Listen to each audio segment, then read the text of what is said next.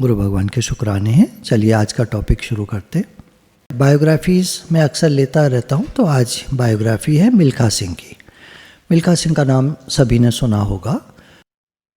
भारत के पार्टीशन में घर, परिवार, मासूमियत, 2 समय की रोटी, जीवन की दिशा, सब कुछ खोने से लेकर भारत के सर्वश्रेष्ठ एथलीट बनने की कहानी है मिल्खा सिंह की।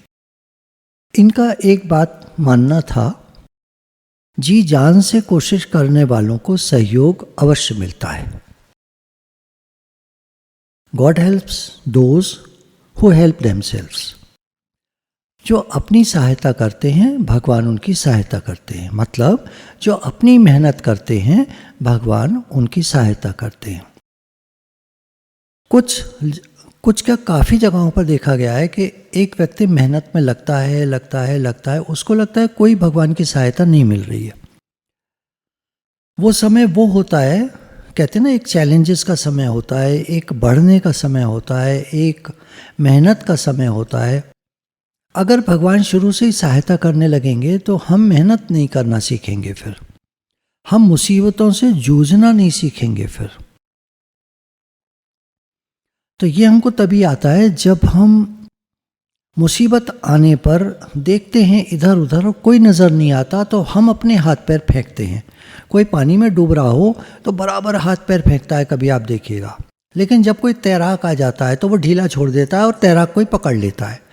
अब तैराक खुद डूबने लगता है, अरे भाई मुझे छोड़ो, मैं तुम्हें पकड़ के किनारे ले जाऊंगा, तुम मुझे पकड़ लोगे तो मैं तैर नहीं पाऊंगा।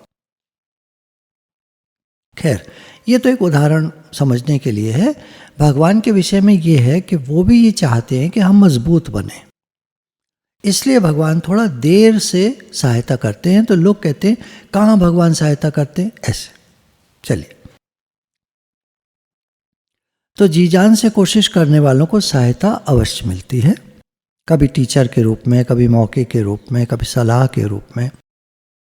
जी जान से कोशिश करने वालों को सहायता मिलती रहेगी, ये यूनिवर्सल नियम है। भगवान के यहाँ ये नियम है।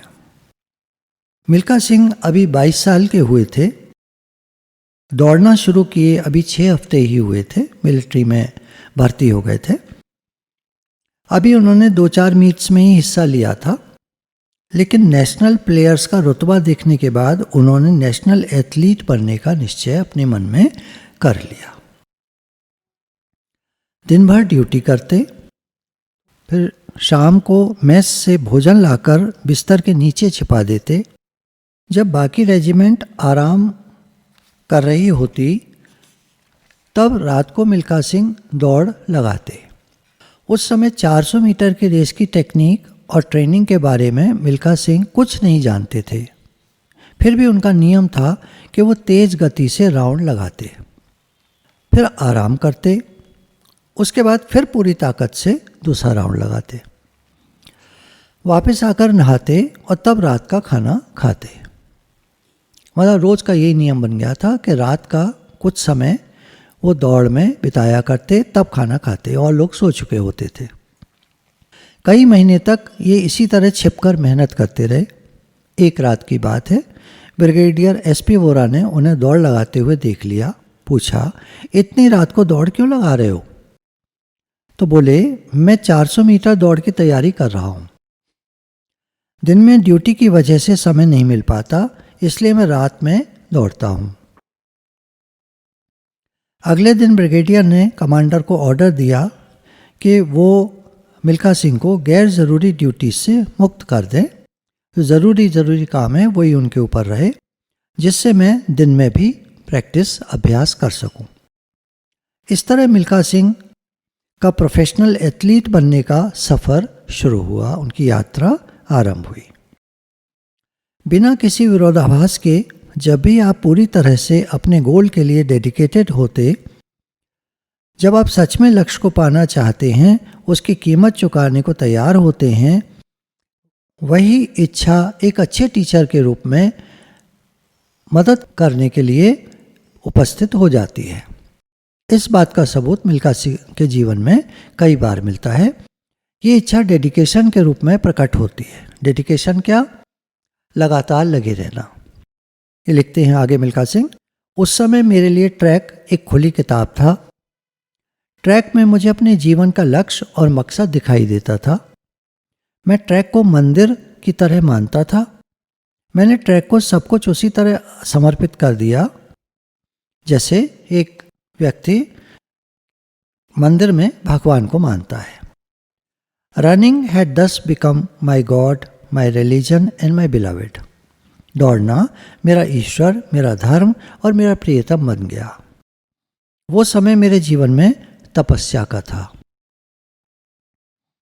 लक्ष्य पर दृढ़ रहने के लिए मैंने सब प्रकार के सुख और डिस्ट्रैक्शन से स्वयं को दूर कर लिया। देखिए, जब हम कुछ बनना चाहते हैं तो सुख, आराम, मान बढ़ाई, डिस्ट्रैक्शंस, इन सबको अपने जीवन से हटा देना चाहिए। डिस्ट्रैक्शन कोई भी हो सकते हैं, हर व्यक्ति के लिए डिस्ट्रैक्शंस फर्क होते हैं। अब मैं कहूँ मोबाइल ज़्यादा नहीं देखो तो कुछ बच्चे आकर के कहते हैं हम तो मोबाइल ज़्यादा नहीं देखते। टीवी मत देखो, हम तो नहीं देखते टीवी ज़्यादा। कंप्यूटर गेम्स वगैरह मत खेलना, हम तो बिल्कुल नहीं खेलते। तो पता चलता है कि उनके जीवन में दूसरे प्रकार के डिस्ट्रैक्शंस हैं। अलग अलग तरह के अजीब अजीब तरह के डिस्ट्रैक्शंस होते हैं हर एक की लाइफ में। तो अब यहाँ ये कहना कि क्या नहीं बता पाऊंगा मैं, पर हम देखें कि हम लक्ष्य की ओर अगर बढ़ रहे हैं और पूरी तरह नहीं बढ़ पा रहे हैं, कहीं कोई दिक्कत है, कहीं कोई कमी है, तो इसका मतलब हमारे जीवन में कोई डिस्ट्रैक्शन है। हम समझ नहीं पा रहे वो क्या है, उसको हमको समझना पड़ेगा। इसको कहते हैं रिकॉग्नाइज। जिस स्पीड से हम बढ़ना चाहते हैं उस स्पीड से नहीं बढ़ पा रहे हैं, तो हम देखें क्या कारण है। जैसे कुछ लोग कहते हैं हम सत्संग में बढ़ना चाहते हैं, लेकिन पूछो कैसे बढ़ना चाहते हो, क्या मतलब है आपका, तो कुछ बता नहीं पाते खास। इसका मतलब उन्होंने अभी अध्ययन ही नहीं किया है कि सत्संग में बढ़ना क्या होता है। कई बार बताने का प्रयास रहता है, बातें भी चलती हैं, ये करने से हम आगे बढ़ते हैं सत्संग में, पर शायद वो उन बातों को या तो समझ नहीं पाते या कैच नहीं करते या भूल जाते हैं। तो डेडिकेशन बहुत आवश्यक है, और डेडिकेशन में रुकावट है डिस्ट्रैक्शन, मन का फोकस ना हो पाना। आज ही कोई स्लाइड तैयार हो रही थी तो उसमें लिखा था कि एक बार बिल गेट्स और वॉरेन बफेट दोनों एक ही पार्टी में थे। एक की माँ ने पूछा उन दोनों को बुलाकर, एक बात बताओ, सक्सेस के लिए आप एक शब्द में बोलो, क्या होना चाहिए कि एक व्यक्ति सक्सेस प्राप्त कर सके। अलग अलग कागज़ दे दिए उनको, अलग अलग पेंसिल, आप लिखो। दोनों ने बिना बात किए उसी समय मुंह इधर करा और एक एक शब्द लिख करके माँ को दे दिया, और माँ ने देखा दोनों के शब्द सेम थे, फोकस। फोकस हमारे माइंड को हमारे लक्ष्य की तरफ फोकस्ड हो जाना, स्थिर हो जाना, जम जाना, उस लक्ष्य को पकड़ लेना, उस लक्ष्य से ध्यान इधर उधर ना होना। जैसे मैरी कॉम के कोच ने कहा कि ये रिंग, ये स्क्वायर रिंग जिसमें बॉक्सिंग करते हैं, यही तुम्हारी जिंदगी है, बस इसके बाहर तुम नहीं जाना। अच्छा, उसको कोच बोलता है मैरी कॉम को, पृथ्वी स्क्वायर होती है, तुम्हें पता है। जैसे ये रिंग है स्क्वायर, ऐसी तुम्हारे लिए पृथ्वी स्क्वायर है, मतलब यही रिंग तुम्हारे लिए सब कुछ है, इसके बाहर नहीं जाना। बाहर नहीं जाना से तात्पर्य समझ पा रहे हैं? ऐसा नहीं कि बाहर नहीं जाएंगे, मन का बाहर नहीं जाना, माइंड वहीं फोकस्ड रहे। वहां से चले तो आए, लेकिन रास्ते में भी बॉक्सिंग चल रही है, मतलब किसी के साथ नहीं, माइंड में। जिन लोगों ने स्विमिंग की है और जो जीते हैं, वर्ल्ड कप जीता एक स्विमर ने, एक ओलंपिक्स में 8 गोल्ड मेडल जीते, हर तरह की स्विमिंग के। तो जब 8वां जीता तो लोगों ने कहा, रिपोर्टर्स ने, इट्स योर लकी डे। तो बोलते लक कुछ नहीं होता, ये मेरी मेहनत का फल है। मैंने स्विमिंग पूल को अपना जी जान दे दिया, मैं इससे अलावा कुछ नहीं सोचता था। मैं हर समय स्ट्रोक्स, किस तरह तैरना है, किस तरह, हर समय मेरा दिमाग वहीं लगा रहता था स्विमिंग में। तो मिल्खा सिंह कह रहे हैं, लक्ष्य पर दृढ़ रहने के लिए मैंने सब प्रकार के सुख और डिस्ट्रैक्शन से स्वयं को दूर कर लिया। ज़रूरी मिलिट्री ड्यूटी देने के बाद मिल्खा सिंह हर दिन 10 घंटे यानी सुबह शाम 5-5 घंटे अभ्यास करते। 5 घंटे तक कोई लगातार दौड़ नहीं सकता है। मैं बीच बीच में व्यावहारिक बातें इसलिए बता देता हूँ, क्या है ना, सोचना बड़ा आसान होता है, उसको करना मुश्किल हो जाता है। फिर नहीं ऐसा 5 घंटे तक कोई दौड़ता रहेगा, हो ही नहीं सकता। आप दौड़ के देखो, 10 मिनट दौड़ो, आप 20 मिनट दौड़ो, आधा घंटा दौड़ो, चलो दौड़ते जाना, रुकना नहीं हो सकता। मैराथन जो रेस होती है, दूर तक की रेस, उसमें लगातार दौड़ना होता है, तो उन लोगों की टेक्निक होती है दौड़ने की। ऐसे कोई नहीं दौड़ सकता लगातार। 400 मीटर की दौड़, 100 मीटर की दौड़ की अलग अलग टेक्निक्स होती हैं। स्टार्टिंग उनकी कैसे हो, उसके बाद दौड़ना कैसे हो, बीच में रफ्तार कैसी हो, लास्ट में रफ्तार कैसी हो, शुरू में कैसी हो, ये सब साइंस है, स्पोर्ट साइंस है, जिसके हिसाब से सब लोग सीखते हैं। दौड़ने में क्या सीखना है, अगर मोटा मोटा बोलें चलो दौड़ना है, उसमें क्या सीखना है, लेकिन एथलीट वही कहे जाते हैं जो सीखे हुए होते हैं। तो आवश्यक ड्यूटी के आगे पीछे वो 5-5 घंटा अभ्यास करते। इसके लिए क्या होगा आप समझ सकते हैं, भागे थक गए तो रुक गए, भागे थक गए तो रुक गए, थोड़ा सा 2 मिनट का रेस्ट, थोड़ी देर का रेस्ट, और फिर भागे, फिर थोड़ा सा रेस्ट, फिर भागे। अर्थात लक्ष्य भागना है, रेस्ट लक्ष्य नहीं है, आराम करना लक्ष्य नहीं है, भागना लक्ष्य है। रेस्ट बीच में एक पड़ाव है, एक तरह से जरा सा एक थोड़ा सा एक रेस्ट लेना पड़ता है बॉडी को। हांफते हैं, सांस लेते हैं, सांस नॉर्मल होते ही फिर भागते हैं। तो भागना लक्ष्य है, इसलिए कह रहे हैं 5-5 घंटे अभ्यास करते। अब वो बीच की जो बात है वो नहीं बताएंगे ना, तो खाली भागना बता देंगे ऐसे। तो आपको इसलिए बीच में क्लियर कर दिया कि कोई भी लक्ष्य होता है, जब हम थक जाते हैं किसी काम को बहुत करते करते, तो थोड़ा आराम करना। किताबों में अगला जो मेरा चैप्टर है जो लेना है मुझे, कि जब आप हार्ड वर्क करते हैं तो उसके बाद बीच में कहीं थक भी जाते हैं या कहीं फेल हो जाते हैं, फेलियर आ जाता है, तो आप 2 दिन का रेस्ट ले लीजिए, कहीं निकल जाइए बाहर नेचर में। टेक्निक्स हैं ये सब। बहुत शॉर्ट कोई ब्रेक लेना है, पानी पी लीजिए, 2 मिनट को निकलिए, पानी पी लीजिए, टहल लीजिए, फिर बैठ जाइए, है ना। सब हर चीज़ की एक अलग टेक्निक होती है। 1 हफ्ते के 7 दिन, सर्दी गर्मी बरसात, साल के 365 दिन अभ्यास करते, कोई छुट्टी नहीं। इस डिसिप्लिन यानी अनुशासन ने मुझे एथलीट बना दिया। It was discipline that molded me into an athlete. Dedication के साथ मिल्खा सिंह के अंदर एक और क्वालिटी थी, इंटेंसिटी की पराकाष्ठा, तीव्रता, गहनता, मेहनत की पराकाष्ठा। मैं हर दिन प्रैक्टिस में इतनी ताकत झोंकता। अभी देखिए ध्यान देने वाली बात है, थोड़ा सा ध्यान से सुन लीजिएगा। मिल्खा सिंह कह रहे हैं, मैं हर दिन प्रैक्टिस में इतनी मेहनत झोंकता कि शरीर की ऊर्जा समाप्त हो जाती और सेशन समाप्त होते होते चेहरा सफ़ेद पड़ जाता।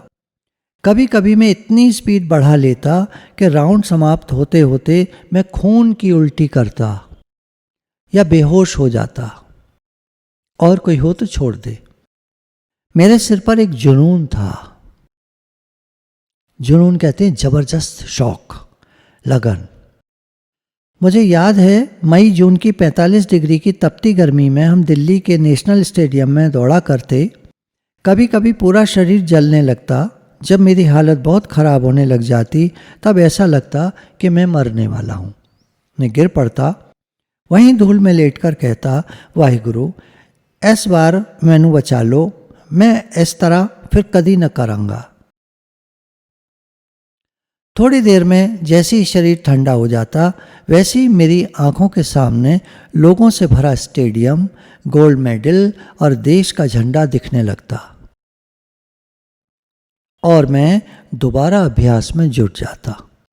मैं नहीं कहता कि आप सभी ऐसा करो, सब लोग ऐसा करो, लेकिन ये जीवन में इस तरह की घटना सुनने से हमको मोटिवेशन मिलता है।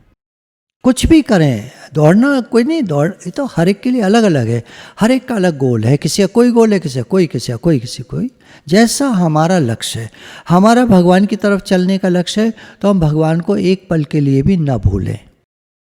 हे नाथ, मैं आपको भूलूं नहीं, मैं आपका हूँ, आप मेरे हैं। लक्ष्य की बात चल रही है तो चलिए बीच में हम एक एक्टिविटी कर लेते हैं।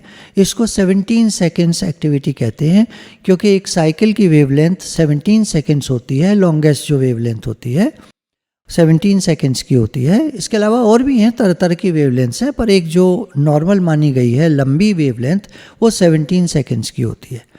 तो अगर हम 17 सेकेंड तक अपने मन को एक बात पर स्थिर कर लें तो हमारा माइंड फोकस हो जाता है, ऐसे बोला गया है। ये रिसर्च हुई है, इस तरह की बात है। तो हम 17 सेकेंड तक एक बात पर अपने माइंड को फोकस करेंगे। आपको जो भी माइंड में सोचना हो, मैं एक बात बोल रहा हूँ, हे भगवान मैं आपका हूँ, आप मेरे हैं। ये कहकर मैं रुक जा रहा हूँ 17 सेकेंड के लिए।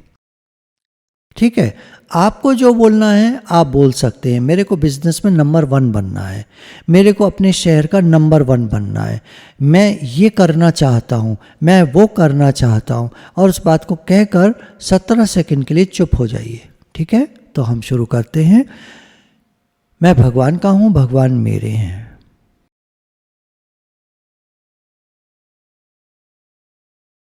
अगर हमारा मन स्थिर रहा, हमारा मन चला नहीं, तो ये बात हमारे अंदर चली गई। दिन में अगर कई बार हम इस तरह से 17 सेकंड के लिए चुप हो जाएं, तो ये रिसर्च कहती है कि ये बात, जो भी बात आप सोच रहे हैं, जो भी बात आप सोच रहे हैं, वो आपके दिमाग में स्थिर हो जाएगी, आपका माइंड फोकस हो जाएगा। तो इंटेंसिटी की पराकाष्ठा। मनुष्य अपने जान की बाजी लगाकर ट्रेनिंग करे, उसमें इतना जुनून हो कि वह अपने शरीर को बेहोश तक कर ले। जहाँ इतना डेडिकेशन होता है वहाँ सहायता और गाइडेंस मिलने लगती है। अभी अपनी बात बताते हैं। इनको एक एथलीट के गुरु मिले, गुरुदेव सिंह। उन्होंने मुझे कॉन्फिडेंस के साथ दौड़ना सिखाया। उस्ताद डंडा लेकर हमारे पीछे दौड़ते, उन्होंने मार मार कर हमारा स्टेमिना बढ़ाया, हमें सही तरीके से एथलीट बनाया। फिर 1955 ओलंपिक्स में मिल्खा सिंह ने सहायता मांगी वर्ल्ड चैंपियन से कि आप कुछ मुझे गाइड करो। तो वर्ल्ड चैंपियन ने अपनी ट्रेनिंग का रूटीन लिख कर दे दिया मिल्खा सिंह को कि देखो मेरा ये रूटीन है जिससे मैं टॉप पर पहुंचा हूं, देखो इसको पढ़ो और कोशिश करो करने की। उस रूटीन से मिल्खा सिंह ने ट्रेनिंग की बारीकियां सीखी। आगे के करियर में एक डॉक्टर हावर्ड नाम से एक कोच मिले इनको। उन्होंने स्टार्ट लेने के टेक्निकल डिटेल्स बताए। इंटरनेशनल रेस में माइंड गेम कैसे खेलते हैं। एक माइंड में आप गेम खेलते हैं, जो भी आपका लक्ष्य है माइंड में उसी के बारे में सोचते रहो और उसी को खेलते रहो। एक बार आपको बताया था ना, एक चेस का खिलाड़ी 400 दिन तक एक जेल में बंद कर दिया गया। जब वो जेल से बाहर आया तो वर्ल्ड चैंपियन के साथ उसका मैच हुआ और उसने उसको हरा दिया। बोले तुमने जेल में 400 दिन बिताए और तुम आते ही तुमने इसको हरा दिया। बोले 400 दिन तक मैं चेस खेलता रहा जेल में। बोले चेस खेलने कौन मिला तुम्हें? बोला नहीं, मैं अपने ही दिमाग में खेलता रहा। मैंने सामने एक ओपोनेंट बिठा लिया, वो चाल चलता था और मैं चाल चलता था। मैं उसकी तरफ से कठिन चाल चलता था और फिर सोचता रहता था कि अब मुझे क्या करना है। 400 दिन तक मैंने यही अभ्यास किया है। अब आप सोचेंगे 400 दिन में इतना कर लिया? वो तो पहले से था चैंपियन टाइप का, मतलब जो ऊपर के खिलाड़ी होते खेलते हैं उन्हीं में से एक था। तो एक्सपेरिमेंट किया गया था एक, 400 दिन तक उसको बंद कर दिया और देखे क्या होता है। और वो माइंड में खेलता रहा। जितने ये टॉपर्स होते हैं ये माइंड को कहीं भटकने नहीं देते, ये माइंड से उसी काम को लगातार करते रहते हैं। जैसे मान लीजिए हम सत्संग में आए, अब लोग कहते हैं बढ़ना चाहते हैं, तो बढ़ना चाहने का फिर ये हुआ कि आप थोड़ा सा पढ़ो और पढ़कर उसको माइंड में रिपीट करते रहो, उस बात को सोचते रहो। जैसे गुरुजी ने कहा तुम आत्मा हो, तो हमारा एक उद्देश्य बन जाए मैं आत्मा कैसे हूँ, ये सोचते रहें सोचते रहें सोचते रहें, पढ़ते रहें। कोई अगर मिल जाए महात्मा तो पूछें भाई ये मैं आत्मा हूँ कैसे होता है, तो वो कोई कुछ बोलेगा, कोई कुछ बोलेगा, कोई कुछ। 100 महात्माओं से आप पूछोगे तो 100 का वर्डिक्ट थोड़ा थोड़ा थोड़ा थोड़ा उनका कहना जो होगा थोड़ा थोड़ा फ़र्क होगा। फ़र्क तरह से बोलेंगे, वो फ़र्क तरह की बात बताएंगे, कोई तो बिल्कुल घुमा जाएंगे बात को।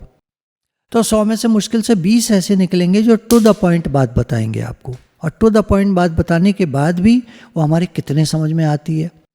फिर हम विचार करेंगे, विचार करते रहेंगे। ये भी जो है ये सत्संग जो है ये भी एक कहेंगे एक फील्ड है, एक मार्ग है, एक सब्जेक्ट है। जिस तरह और सब्जेक्ट होते हैं और गोल्स होते हैं, ऐसी ये भी एक गोल है जहां हमें कहीं से कहीं तक पहुंचने का हमारा अपना लक्ष्य खुद तय होता है। मुझे कितनी ऊंचाइयों तक जाना है इस फील्ड में,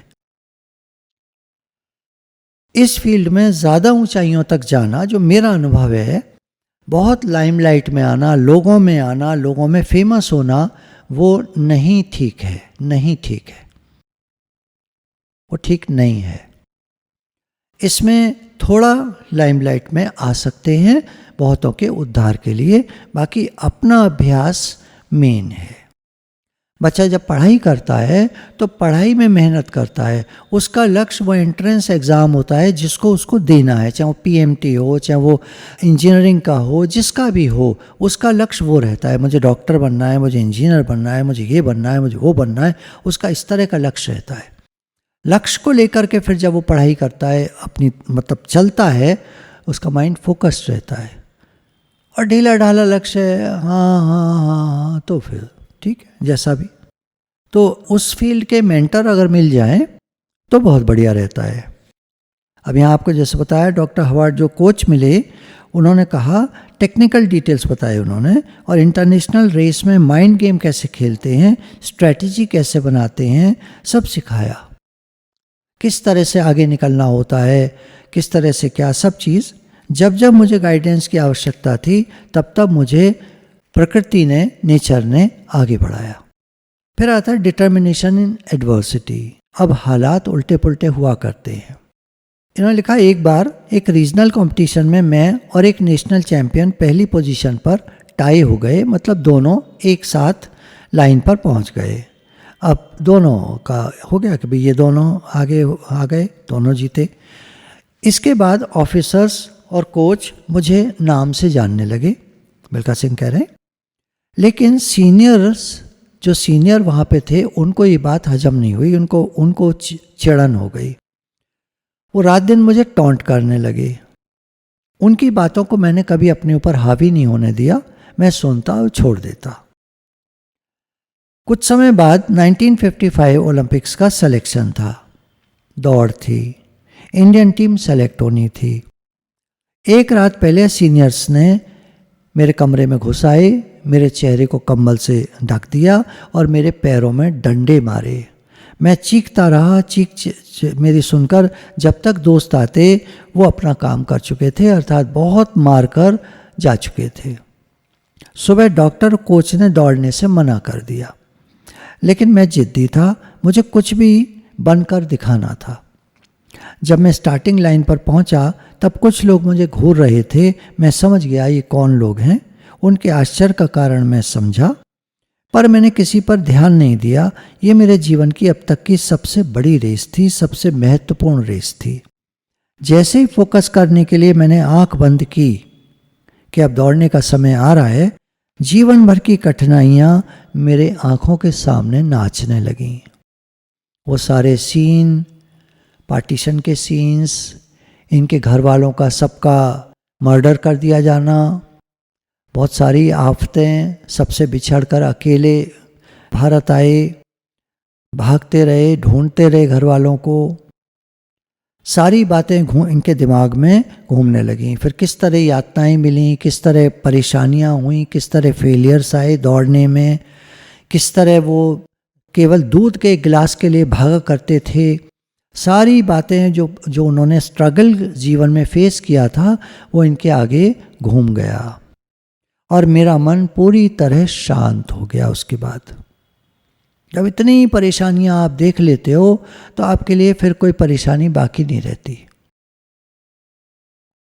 उस पल जब मैं पूरी तरह शांत था तब मैंने स्वयं से कसम खाई, किसी भी परेशानी, दुश्मन या कमजोरी को मैं रास्ते में नहीं आने दूंगा।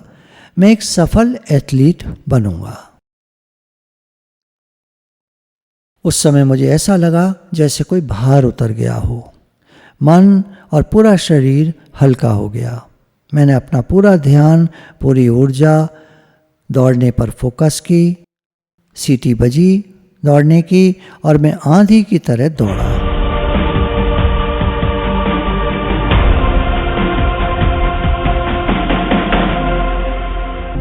और जीत गया।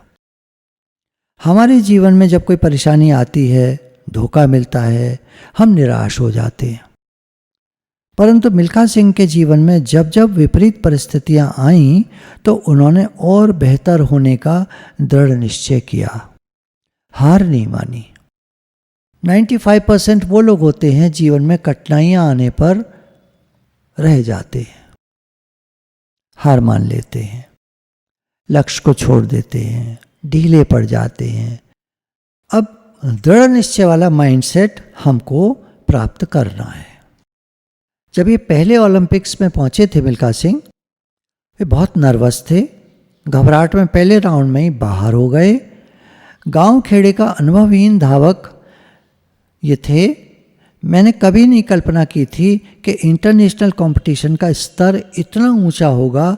यहाँ लोग स्पोर्ट्स साइंस में दसियों साल आगे थे हमसे। मुझे विश्व स्तर का कंपटीशन असंभव लग रहा था। मैं सोच भी नहीं सकता था कि मैं इस स्तर तक कैसे पहुंचूंगा। मैंने जितना हार के बारे में सोचा उतना ही फिर मैं दृढ़ होता गया कि नहीं, मुझे जीतना है, मुझे एथलीट बनना है, मुझे दुनिया का सबसे तेज एथलीट बनना है। प्रतिकूलता में लोग घबरा जाते हैं, हिम्मत हार जाते हैं, लेकिन मेरा विश्वास और दृढ़ होता गया। ये कैसे संभव है? इसका एक ही जवाब समझ में आता है, ग्रोथ माइंडसेट। मुझे बढ़ना है, करना है तो करना है। डाउटलेस मेंटल स्टेट, कोई शक शुबा, कोई शंका मन में ना होना। बातें आती हैं मन में, सबके आती हैं, सबके आती हैं बातें मन में। हारने की भी आती हैं, नुकसान होने की भी आती हैं, नेगेटिव बातें भी आती हैं, सबके मन में आती हैं। लेकिन जिनका लक्ष्य पक्का कर लिया है जिन्होंने, वो इन बातों को महत्व नहीं देते, इग्नोर कर देते। जब भी हम लोग कभी ध्यान करने बैठते थे तो हमारे गुरुजी एक ही बात कहते थे, मन में विचार आ सकते हैं तो मिलना नहीं, इग्नोर कर देना। और हम देखते थे मन में बहुत विचार आते हैं, आते जाते रुकते, थोड़ी देर शांत होता है, फिर कोई विचार आ जाएगा, फिर शांत होगा, फिर कोई विचार आ जाएगा, फिर शांत होगा। तो एक क्रम चलता है एक प्रकार का। तो उस समय वो कहते थे तुम बस विचार से मिलना नहीं, ये ध्यान रखना। उसके लिए क्या ज़रूरी है? अवेयरनेस, सुजागी, पूरी सुजागी, पूरा होश, पूरे होश में बैठो, पूरा जागरूकता में बैठो, पूरे अवेयरनेस में बैठो। और मन में कोई विचार उठे, निपिन द बड, मिलो नहीं, उसको उसी समय हटा दो। नहीं, मेरे को नहीं मिलना है। आप पूरे होश में बैठो। सेम चीज कहीं भी दुनिया में कुछ भी करना है, पूरी अवेयरनेस चाहिए। मन से मिले तो स्लो डाउन हो जाता है आदमी, धीरे पड़ जाता है, और लक्ष्य को याद रखता है, लक्ष्य की तरफ चलता रहता है तो चलता रहता है। तो क्या चाहिए? Growth mindset, doubtless mental state. हार और जीत के बारे में नहीं सोचना है, बहुत सारी छोटी छोटी चीज़ों को इम्प्रूव करना है। इम्प्रूवमेंट लगातार, और छोटी छोटी चीज़ों का बहुत महत्व रखता है।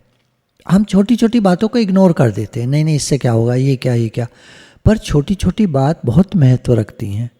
अगर हमें एक बड़ा गोल हासिल करना है, एक ईंट क्या करेगी पूरी बिल्डिंग में? एक ईंट मत लगाओ, एक एक ईंट से ही बिल्डिंग बनती है, और एक ईंट नहीं लगाओगे वहीं दीवार कमज़ोर हो जाएगी। तो छोटी छोटी चीज़ों को इम्प्रूव करना है। मैं जो पाना चाहता हूँ उसकी जो भी कीमत है मैं उसको चुकाने के लिए तैयार हूँ, ये एटीट्यूड होता है। सक्सेस के लिए जो भी कीमत चुकानी है वो मैं चुकाने के लिए तैयार हूँ, ये इन लोगों का, सक्सेसफुल लोगों का एटीट्यूड होता है। कुछ लोग सोचते हैं मैं इतनी मेहनत क्यों करूं, कंफर्ट जोन में रहने वाले वो ज़्यादा मेहनत नहीं कर पाते। सक्सेस चाहते हैं, सक्सेस की बात करते हैं, मोटिवेशनल वीडियोस सुनते हैं, पर उतनी मेहनत नहीं करते, कहीं बीच में रह जाते हैं। कहते हैं अरे ये तो भाई हो, कोई किसी और को दोष दे देते हैं, उसी की वजह से, उसकी वजह से, ऐसे वैसे, ये वो बहाना बना करके इधर उधर हो जाते हैं। लेकिन जिनको करना होता है, करना होता है। जिस पता है ना कि एक जने ने दो लोगों से, दो सक्सेसफुल लोगों से जब पूछा सक्सेस का क्या एक शब्द में बताइए, तो उन्होंने कहा फोकस। लक्ष्य का निर्धारित होना और माइंड का फोकस हो जाना। लक्ष्य का पता होना, माइंड का फोकस हो जाना, केंद्रित, एक केंद्र पर ध्यान लग गया। अगर हम कीमत चुकाने के लिए तैयार हैं तो फिर मेहनत और सेक्रीफाइस से डर नहीं लगता। मैं क्यों करूं, ये क्या, वो, ये सब बातें मन में नहीं आती, फिर तो वो करता ही चला जाता है। सेक्रीफाइस जो भी करना पड़े, चाहे वो नींद का सेक्रीफाइस है, चाहे वो खाने पीने का सेक्रीफाइस है। एक जने को अभी पीछे कुछ दिन पहले की बात है, एक काम दिया कि आप इस काम को, उन्हीं के फ़ायदे का था, और इधर से पेमेंट भी करने की बात थी कि हम कर देंगे, आप वो चीज़ ले लो, आपके काम की है, और आप अपने काम को आगे बढ़ाओ। वो क्या कहते हैं, अभी तो मेरा ना खाने का समय है, पहले मैं खाना वाना खा लूँ, फिर शाम को जाऊँगा। हमने अपना मन हटा लिया, ठीक है आपको जब करना है करो, और वो अभी तक नहीं कर पाए हैं। 15-20 दिन निकल गए हैं, वो अभी तक उस काम को नहीं कर पाए। खाने का समय देख लो या करने का समय देख लो, करने का समय था, उसी समय वो जाते, पेमेंट हम कर रहे थे, हम पेमेंट करते, वो सामान उठाते और लेकर आगे बढ़ जाते, और अब तक आगे बढ़ चुके होते काफ़ी। वो 15 दिन उन्होंने निकाल दिए, पता नहीं काम होगा नहीं होगा। तो ढीले ढाले लोग ऐसे होते हैं। हेल्प भी मिल रही है, सहायता मिल रही है। मिल्खा सिंह ने कहा ना, जब आप दृढ़ निश्चयी हो जाते हो तो आपको सहायता मिलती है, सहायता बहुतों को मिलती है, लोग लाभ नहीं ले पाते, ढीले पड़ जाते हैं।